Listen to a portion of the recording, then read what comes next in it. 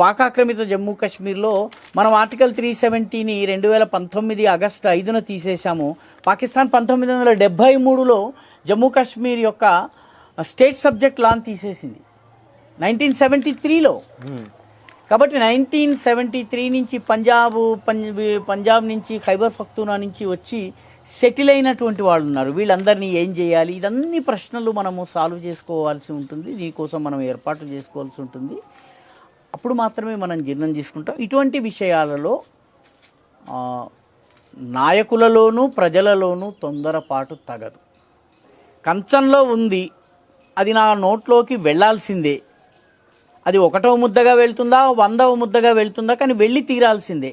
కాబట్టి మనము ఇటువంటి విషయాల్లో ఆలోచనతోటి వివేచనతోటి పనిచేయగలగడంలోనే మన గొప్పతనం ఉంది. నేను ఒక చిన్న ఉదాహరణ ఇస్తాను. మనకన్నా ఏ రకంగానైనా కూడా చైనా బలవంతమైనటువంటి దేశం, మనకన్నా చాలా బలమైనటువంటి దేశము, సైన్యం కానీ ఆర్థికం కానీ అన్ని రకాలుగా.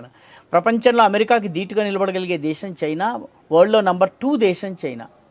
అంత పెద్ద చైనా తైవాన్ అనే బియ్యం గింజ సైజులో ఉండేటటువంటి చిన్న దేశాన్ని ఇప్పటి వరకు కలుపుకోలేదు. చైనాలోని కమ్యూనిజాన్ని వ్యతిరేకించి వెళ్ళిన వాళ్ళందరూ ఆ ద్వీపానికి వెళ్ళి ఆ ద్వీపాన్ని, ఫార్మోజా అనే ద్వీపాన్ని తైవాన్ అని పేరు మార్చుకుని వాళ్ళు ఉన్నారు.